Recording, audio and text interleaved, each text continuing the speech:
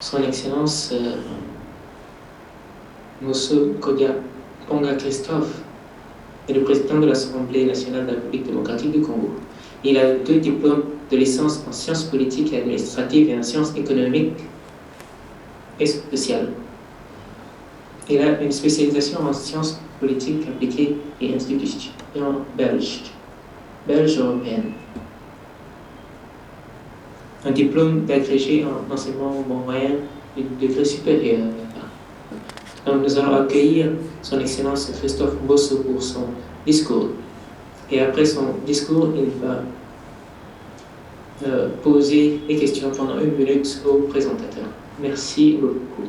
Je voudrais saluer ici tous les panélistes. Je suis l'honorable Bagnosis Vital, 2e vice-président. Je vais livrer la communication, le message de l'honorable président de l'Assemblée nationale, Christophe Mbosso. Je vais vous lire intégralement son message par rapport à ce panel d'aujourd'hui. Honorable membres des parlements du monde, éminents panélistes, mesdames et messieurs, à vos titres et qualités, tout protocole observé. Vous tous qui nous suivez par ce canal grâce aux avancées technologiques, nous vous exprimons nos sincères remerciements. Je m'estime heureux d'avoir été sélectionné pour m'exprimer devant vous à ce subtil cadre virtuel afin d'échanger autour de la paix. Je voudrais avant tout rendre un vibrant hommage à l'abnégation en vertu de laquelle Dr Hak Jahan Moon poursuit l'œuvre de la paix laissée par son défunt mari, j'ai cité le révérend Dr San Myung Moon.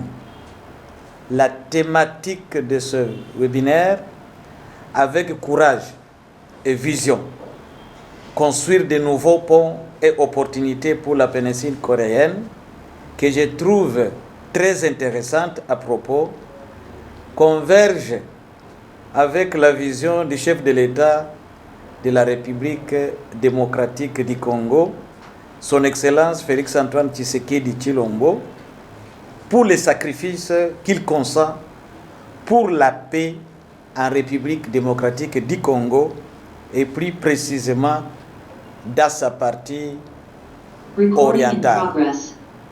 La guerre froide et ses conséquences néfastes de pertes en vies humaines et de dégâts matériels nous a montré ce qu'il en coûte de vivre dans un monde en rupture avec la paix. Il y a en passant des prix à payer par des nations comme l'Allemagne, le Vietnam, etc.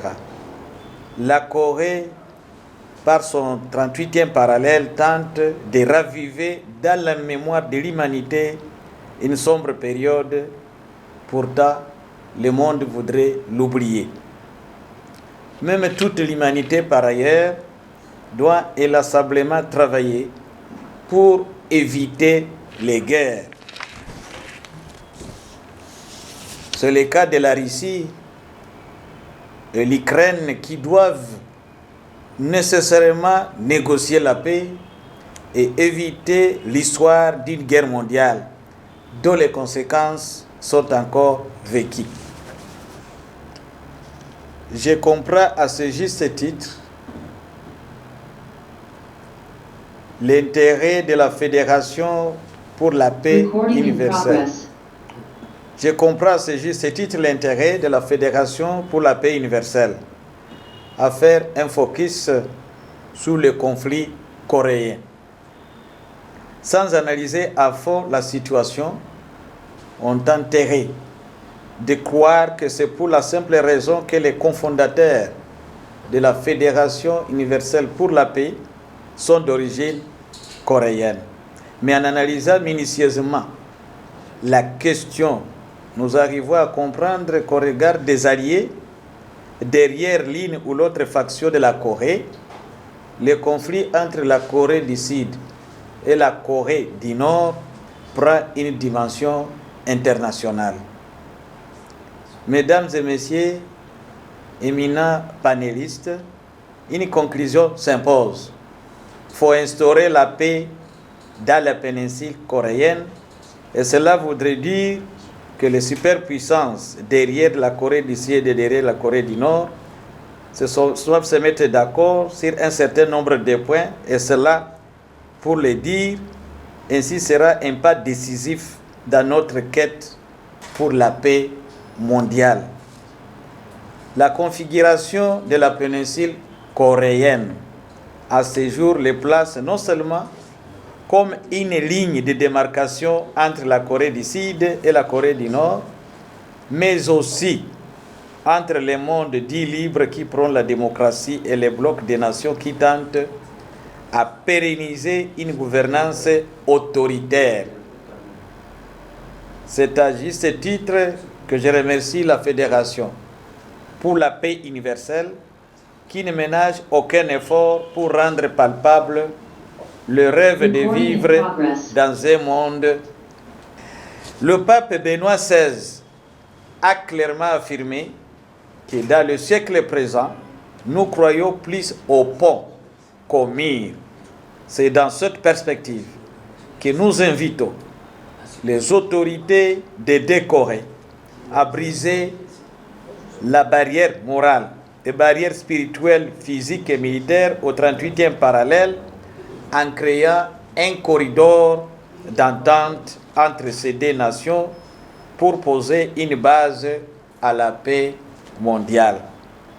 L'amitié qui lie mon pays, la République démocratique du Congo, Zaïre à l'époque et la Corée est de longue date. Dans l'optique de cette relation, mon pays, la RDC, avait disposé à l'époque des contributions pas des moindres à l'endroit de la Corée en difficulté. À l'époque, et de ces efforts sont clairement immortalisés dans les musées en Corée. Aujourd'hui encore, la deuxième institution de mon pays, à savoir l'Assemblée nationale, apporte son soutien à la Corée, à la différence que cette fois-ci, il ne s'agit pas de fonds en aide pour une Corée en détresse, mais plutôt un soutien moral pour la paix dans un pays qui, du reste, nous inspire à travers des efforts pour son émergence. Je ne peux conclure mon allocution de ce jour sans remercier du plus profond de mon cœur les organisateurs de ce forum consacré à la paix. Autant nous souhaitons la paix dans nos nations, autant nous devons souhaiter la paix dans d'autres coins du monde. Je vous remercie.